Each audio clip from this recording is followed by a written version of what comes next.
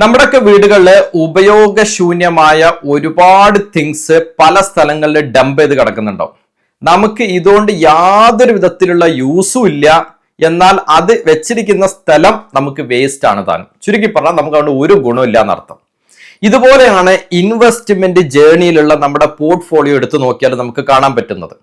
ഏകദേശം പലരുടെ പോർട്ട്ഫോളിയോ എടുത്ത് നോക്കിക്കഴിഞ്ഞാൽ 10 തൊട്ട് 30 മ്യൂച്വൽ ഫണ്ടുകൾ വരെ അവരുടെ പോർട്ട്ഫോളിയോ ഉണ്ടായിരിക്കും. ശരിക്കും ഇത്രയും മ്യൂച്വൽ ഫണ്ടുകൾ നമുക്ക് ആവശ്യമുണ്ടോ? ആൻസർ ഈസ് നോ എന്നുള്ളതാണ്.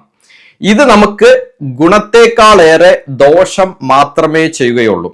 എങ്ങനെയാണ് ഇത്രയും മ്യൂച്വൽ ഫണ്ടുകൾ നമ്മളെ പോർട്ട്ഫോളിയോയിലോട്ട് കയറി വന്നത്? പലർക്കും പല കാരണങ്ങളുണ്ടാവാം. പക്ഷെ വളരെ കോമൺ ആയിട്ടുള്ള കാരണമാണ് ഏറ്റവും മികച്ച റിട്ടേൺ തരുന്ന മ്യൂച്വൽ ഫണ്ടുകൾ ഇൻവെസ്റ്റ് ചെയ്ത് കുറച്ച് കാലം കഴിയുമ്പോൾ എടുത്തു നോക്കുന്ന സമയത്ത് ഒരുപാട് ഫണ്ടുകൾ ഉണ്ടായി. ഇത് എപ്പോഴും നമുക്ക് ഒരു ദോഷം മാത്രമേ ചെയ്യുള്ളൂ. ഏറ്റവും മിനിമലിസ്റ്റിക് ആയിട്ട് ഏറ്റവും ക്വാളിറ്റി ഓറിയന്റഡ് ആയിട്ടുള്ള ഫണ്ടുകളായിരിക്കണം നമ്മുടെ പോർട്ട്ഫോളിയോയിൽ നമുക്ക് ഉണ്ടായിരിക്കേണ്ടത് എന്നുള്ളതാണ്. ക്വാളിറ്റിയുള്ള മ്യൂച്വൽ ഫണ്ടുകൾ നമ്മുടെ പോർട്ട്ഫോളിയോയിലോട്ട് നമ്മൾ കൊണ്ടുവരണമെങ്കിൽ നമ്മൾ ചില ടെക്നിക്കൽ അനാലിസിസുകൾ ചെയ്യണം. അതുപോലെ പേഴ്സണൽ ആയിട്ട് എൻ്റെ അടുത്ത് ഇൻവെസ്റ്റ് ചെയ്യുന്ന എൻ്റെ ക്ലയൻസിന് ഞാൻ ടെക്നിക്കൽ അനാലിസിസ് ചെയ്യാൻ വേണ്ടിയിട്ട് ഒരുപാട് ടെക്നിക്കൽ പാരാമീറ്റേഴ്സ് യൂസ് ചെയ്യാറുണ്ട്. ഇതിനു വേണ്ടിയിട്ട് ഗൂഗിൾ ഫിനാൻസും യാഹൂ ഫിനാൻസും അതേപോലെ ഗൂഗിൾ ഷീറ്റും ഇന്റഗ്രേറ്റ് ചെയ്ത് സോഫ്റ്റ്വെയർ പ്രോഗ്രാമിംഗ് ആയിട്ടുള്ള ആപ്പ് സ്ക്രിപ്റ്റ് വഴി ഇന്റഗ്രേറ്റ് ചെയ്തിട്ടുള്ള സോഫ്റ്റ്വെയറിന്റെ സഹായത്തോടു കൂടി ഇത്തരത്തിലുള്ള ഒരുപാട് ടെക്നിക്കൽ അനാലിസിസ് ചെയ്തിട്ടാണ് ഫണ്ട് സെലക്ഷനും പോർട്ട്ഫോളിയോ റീബാലൻസിംഗും ടൈം ടു ടൈം ചെയ്യുന്നത്. പോർട്ട്ഫോളിയോ റീബാലൻസിംഗ് ചെയ്യുന്നതിലൂടെ നമുക്ക്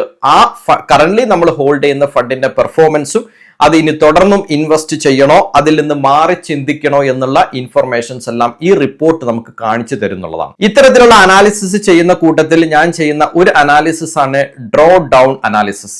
അതിനെക്കുറിച്ചാണ് നമ്മൾ ഇന്ന് വീഡിയോയിൽ സംസാരിക്കുന്നത്. എന്താണ് ഡ്രോ ഡൗൺ അനാലിസിസ്?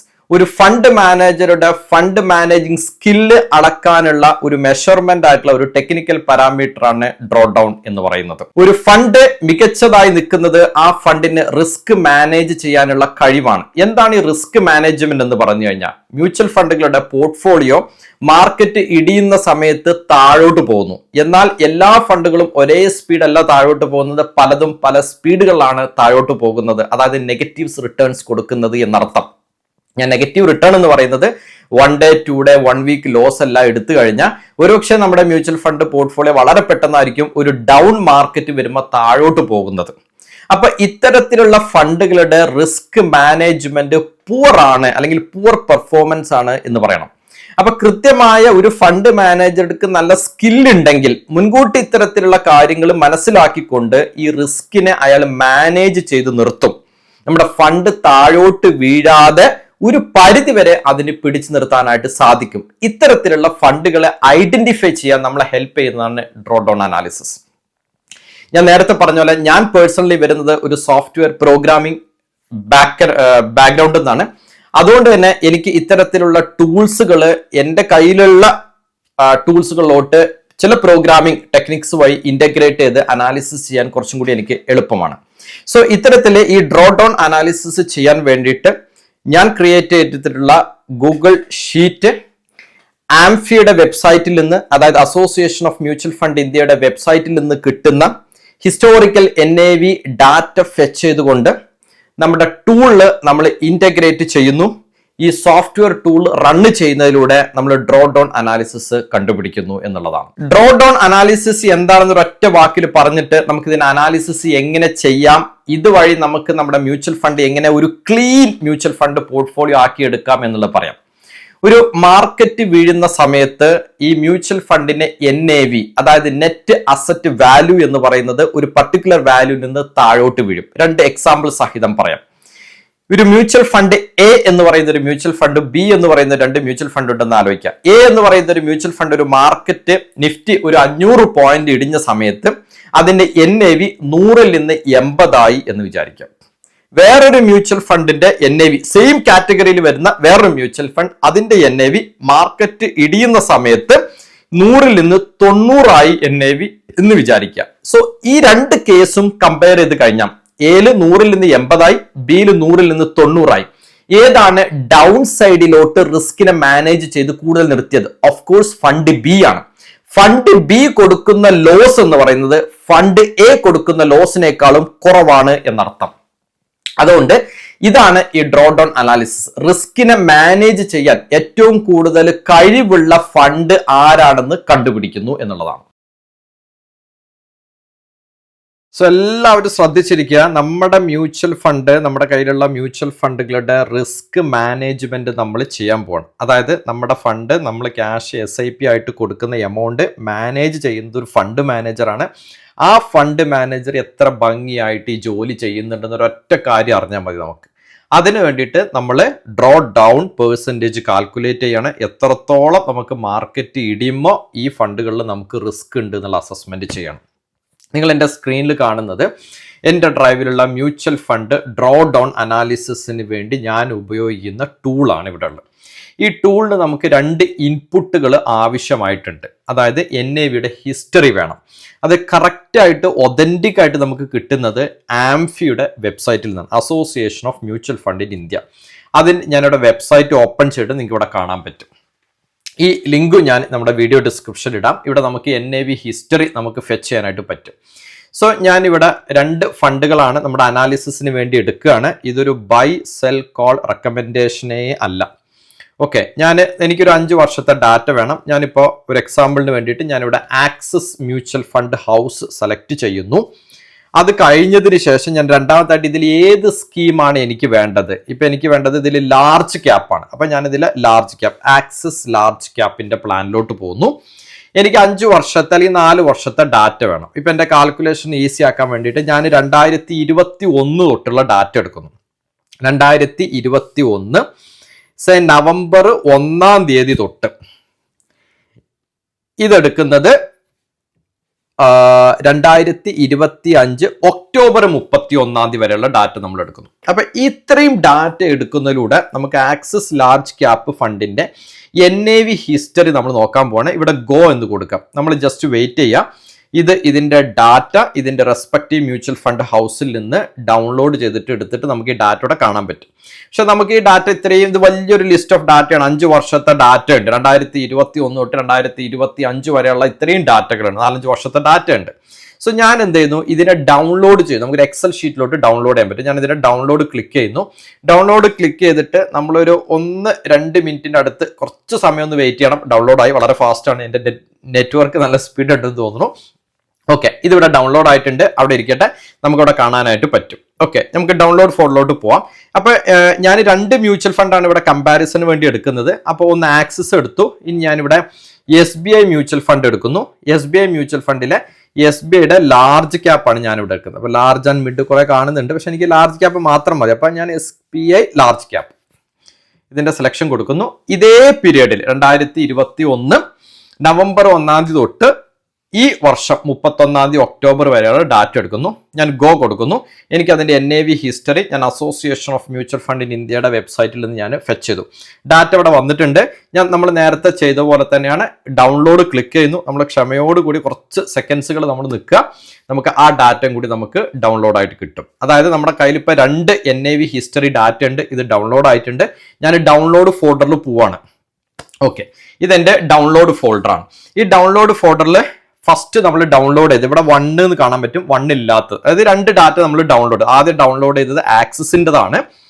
രണ്ടാമത് ഡൗൺലോഡ് ചെയ്തത് എന്ന് പറയുന്നത് SBIന്റെ ലാർജ് ക്യാപ്പാണ്. ഇത് രണ്ടും ഞാൻ എന്ത് ചെയ്യുന്നു, എൻ്റെ ഗൂഗിൾ ഡ്രൈവിനകത്തുള്ള എൻ്റെ ഷീറ്റിനകത്തോട്ട് ഇവിടെ ഈ ഷീറ്റിനകത്തോട്ട് ഞാൻ ഇതിനെ ഇമ്പോർട്ട് ചെയ്യുന്നു. അതായത് ഇവിടെ കൊണ്ടുവന്നിടുന്നു.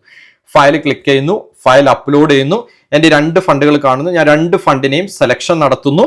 ഓപ്പൺ. അതായത് ഈ 2 ഫയലുകളും ഇങ്ങോട്ട് വരും. നമുക്ക് ഇതൊന്ന് തുറന്നു നോക്കാം. ഇതിനകത്ത് എന്തൊക്കെയാണ് ഉള്ളത് എന്ന് മനസ്സിലാക്കാം. എല്ലാം ഇവിടെ വന്നിട്ടുണ്ട്. നമ്മൾ ആംഫിയുടെ സൈറ്റിൽ നിന്ന് ഡൗൺലോഡ് ചെയ്തു. നമുക്ക് ഇവിടെ ഡാറ്റ വന്നു. ഇപ്പൊ NAVയുടെ ഹിസ്റ്ററിയാണ്. ഞാൻ ഫസ്റ്റത്തെ ഫണ്ട് ഇവിടെ ഓപ്പൺ ചെയ്യുന്നു.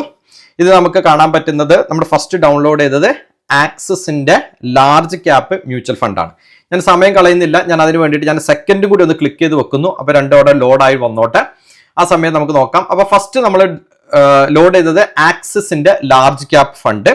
ഓരോ ഡേറ്റിനും 2021 നവംബർ തൊട്ട് ഇന്നിപ്പോ പറയുന്ന ഈ ഡേറ്റ് 31-ാം തീയതി ഒക്ടോബർ 27-ാം തീയതി വരെയുള്ള ഡാറ്റ അത് കിട്ടിയിട്ടുള്ളൂ. സോ 27-ാം തീയതി വരെയുള്ള ഡാറ്റ 31 സെലക്ട് ചെയ്തത്. കാരണം അത് സാറ്റർഡേ സൺഡേ അത് നിൽക്കുന്നതുകൊണ്ടാണ്. 27 വരെയുള്ള ഡാറ്റ അപ്ഡേറ്റഡ് ആയിട്ടുള്ള ആംഫിയുടെ സൈറ്റിൽ, അതുകൊണ്ടാണ് 27 വരെ കിട്ടിയത്. ശരി, ഓക്കെ. ഇവിടെ നോക്കിക്കഴിഞ്ഞാൽ ഇവിടെ എത്ര വരെയുള്ള ഡാറ്റ കിട്ടിയിട്ടുണ്ട്? ഈ ഫണ്ട് എന്ന് പറയുന്നത് SBIയുടെ ലാർജ് ക്യാപ്പാണ്. ഇവിടെ നമുക്ക് 27 ഒക്ടോബർ വരെയുള്ള ഡാറ്റ കിട്ടിയിട്ടുണ്ട്. No problem. നമ്മൾ ഒക്ടോബർ 31 സെലക്ട് ചെയ്തു. ആംഫിയിൽ അത്ര അപ്ഡേറ്റഡ് ആയിട്ടുള്ളൂ, അതുകൊണ്ട് അത് കിട്ടി. SBIയുടെ ലാർജ് ക്യാപ്പ് ഫണ്ട് നമുക്ക് ജസ്റ്റ് ഒന്ന് അറിയാൻ വേണ്ടിയിട്ട് ഞാൻ ഇതിനൊന്ന് കളർ ചെയ്ത് കൊടുത്തു വിടുന്നു. ജസ്റ്റ് നമുക്കൊന്ന് അറിയാൻ വേണ്ടിയിട്ട് SBI ലാർജ് ക്യാപ്പാണ് നമ്മൾ എടുക്കുന്നത്. വേറൊരു ഫണ്ട് എന്ന് പറയുന്നത് ആക്സിസിന്റെ ലാർജ് ക്യാപ്പ്. ഇതിന്റെ രണ്ടിന്റെയും റിസ്ക് അസസ്മെന്റുകൾ നമ്മൾ ചെയ്യാൻ പോകണം. അപ്പൊ രണ്ട് ഇതെടുക്കുന്നു, ഇതിന് ഞാനിവിടെ കളർ ചെയ്തിട്ടുണ്ട്. സോ നമുക്ക് രണ്ട് ഷീറ്റ് ഉണ്ടല്ലോ, ഒന്ന് ആക്സിസ് ലാർജ് ക്യാപ്പ്, ഒന്ന് SBI ലാർജ് ക്യാപ്പ്. ഇതിൽ ആരാണ് റിസ്ക് മാനേജ് ചെയ്യുന്നതിൽ ഏത് ഫണ്ട് മാനേജറാണ് ടോപ്പ് പെർഫോമർ ആയിട്ട് നിൽക്കുന്നത് നമ്മൾ കണ്ടുപിടിക്കാൻ പോകണം. ഇതിന് വേണ്ടിയിട്ട് ചെയ്യുന്നത് നമ്മൾ ഇവിടെയുള്ള നമ്മളെ മ്യൂച്വൽ ഫണ്ട് ഡ്രോ ഡൗൺ എന്ന് പറയുന്ന ഷീറ്റ് ഡബിൾ ക്ലിക്ക് ചെയ്ത് ഞാൻ ഓൾറെഡി ഇവിടെ ഓപ്പൺ ചെയ്ത് വെച്ചതാണ്. ഈ ഷീറ്റ് നിങ്ങൾ ഓപ്പൺ ചെയ്താൽ നിങ്ങൾക്ക് കാണാൻ പറ്റുന്ന just click mutual fund tool, then sit back and relax. അതായത് നിങ്ങൾ ഒന്നും ചെയ്യണ്ട, നിങ്ങൾക്ക് എല്ലാം ആവശ്യമായ കാര്യങ്ങൾ ഈ സോഫ്റ്റ്വെയർ ടൂൾസ് നിങ്ങൾക്ക് ചെയ്തുതരും. കാരണം ഞാൻ ഇതിനകത്ത് ഓൾറെഡി ആവശ്യമായ കാര്യങ്ങളെല്ലാം പ്രോഗ്രാം ചെയ്ത് വെച്ചിട്ടുണ്ട്. അപ്പൊ നമുക്കിവിടെ മ്യൂച്വൽ ഫണ്ട് ടൂൾസ്, ഞാൻ നേരത്തെ പറഞ്ഞത് നമ്മുടെ ക്ലയൻസിന് വേണ്ടിയിട്ട് നമ്മൾ ഒരുപാട് അനാലിസിസുകൾ, ഒരുപാട് രീതികളിലുള്ള അനാലിസിസ് ചെയ്യാറുണ്ട്. അതിൽ വൺ ഓഫ് ദ അനാലിസിസ് ആണ് ഈ ഡ്രോ ഡൗൺ അനാലിസിസ് എന്ന് പറയുന്നത്. നമ്മൾ ഡ്രോ ഡൗൺ അനാലിസിസ് ചെയ്യാൻ പോണേ നമ്മൾ ഈ ബട്ടൺ ക്ലിക്ക് ചെയ്യുക. ഒന്നും ചെയ്യേണ്ട, ഇതിന്റെ ബാക്ക്ഗ്രൗണ്ടിലുള്ള ആവശ്യമായ സോഫ്റ്റ്വെയർ പ്രോഗ്രാമിംഗ് സ്ക്രിപ്റ്റ് റണ്ണ് ചെയ്യും. നമ്മൾ ആ റണ്ണ് ചെയ്യുന്നത് വരെ നമ്മൾ കാത്തിരിക്കാം. നമുക്ക് അതിൽ എന്തൊക്കെയാണ് ആ സ്ക്രിപ്റ്റ് റണ്ണ് ചെയ്യുമ്പോൾ ഇവിടെ സംഭവിക്കുന്നത് എന്നുള്ള മാറ്റങ്ങളും നമുക്ക് കാണാനായിട്ട് പറ്റും.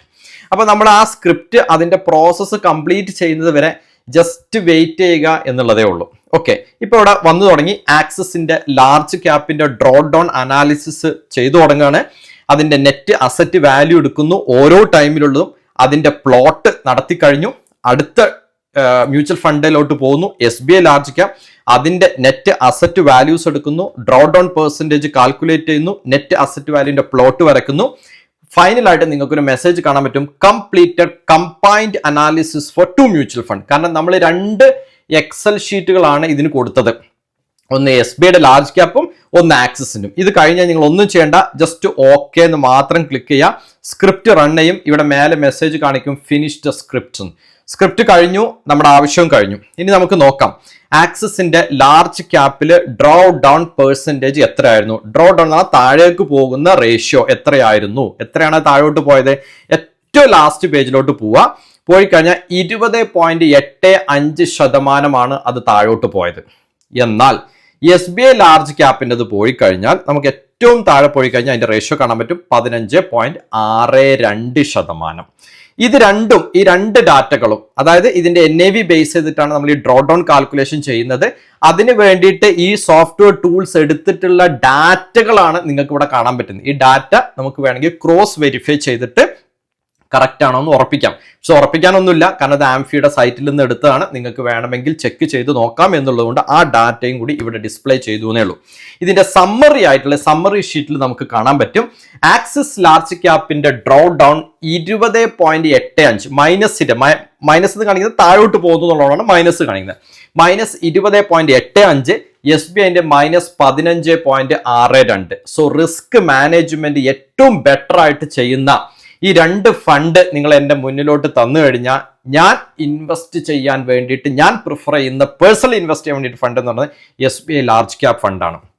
ഞാൻ നേരത്തെ പറഞ്ഞ പോലെ ഇതൊരു ബൈ സെൽ കോൾ റെക്കമെൻഡേഷൻസ് അല്ല. ഇത് അനാലിസിസ് എങ്ങനെ ചെയ്യുന്നു, ഇതുപോലെയുള്ള ഒരുപാട് ടൂൾസുകൾ പേഴ്സണലി ഞാൻ യൂസ് ചെയ്യാറുണ്ട്. അതുവഴിയാണ് ഞാൻ മ്യൂച്വൽ ഫണ്ട് പോർട്ട്ഫോളിയോസ് ഞാൻ പേഴ്സണലി മാനേജ് ചെയ്യുന്നത്, നമ്മുടെ ക്ലയൻസിന് നമ്മൾ മാനേജ് ചെയ്യുന്നതും ഈ മെത്തേഡ് വഴിയാണ്. ഇതിൽ ഒരു ഇൻഫർമേഷൻ നിങ്ങൾക്ക് കാണിച്ചു തന്നു, ഇത് നിങ്ങൾക്ക് യൂസ്ഫുൾ ആയെന്ന് വിചാരിക്കും. നിങ്ങൾക്ക് ഈ ടൂൾസും യൂസ് ചെയ്ത് നോക്കാവുന്നതാണ്. SBI ലാർജ് ക്യാപ്പ് ഫണ്ടിന്റെ ഡ്രോ ഡൗൺ റേഷ്യോ പെർസെന്റേജ് കുറവാണ്, എന്നാൽ ആക്സിസിന്റെ ഡ്രോ ഡൗൺ പെർസെന്റേജ് കൂടുതലാണ്. അതായത് ഇതിൽ നമുക്ക് വളരെ ക്ലിയർ ആയിട്ട് മനസ്സിലാവുന്നതാണ് SBI ലാർജ് ക്യാപ്പിന്റെ ഫണ്ട് മാനേജർ എടുക്കുന്ന റിസ്ക് മാനേജ്മെന്റ് എന്ന് പറയുന്നത് ആക്സിസിനേക്കാളും എന്തുകൊണ്ടും ബെറ്റർ ആണ്.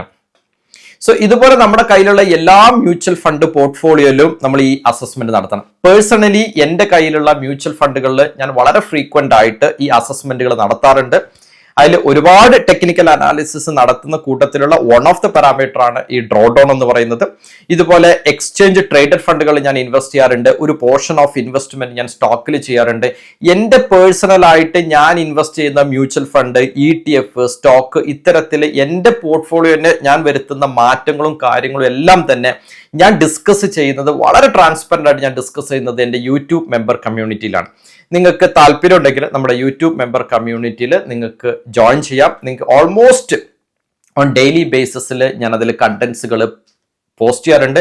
ഞാൻ പേഴ്സണലി വരുത്തുന്ന എൻ്റെ പോർട്ട്ഫോളിയോയിൽ വരുത്തുന്ന മാറ്റങ്ങളും ഞാൻ അതിനകത്ത് ഡിസ്കസ് ചെയ്യാറുണ്ട്.